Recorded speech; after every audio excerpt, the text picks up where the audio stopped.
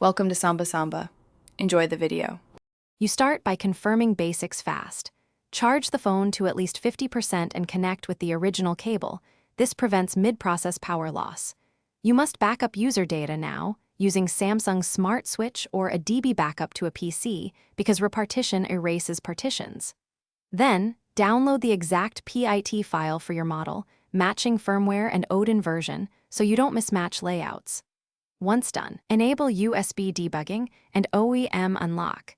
These allow the host tools to. You launch Odin as administrator and add the matching AP, BL, CP, and CSC files into their slots. This is critical to restore stock partition mappings. If you must repartition, add the PIT file and check repartition, but only if the PIT exactly matches your model or you brick. Start the flash and watch Odin logs.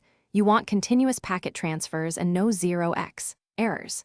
If progress stalls, stop and check drivers, cable, and Windows Device Manager for proper Samsung ports. You finish by booting into recovery and performing a cache and Dalvik wipe. This avoids conflicts with the new partition layout. Then boot into system, verify IMEI and network functions, and restore your data via Smart Switch or a DB restore.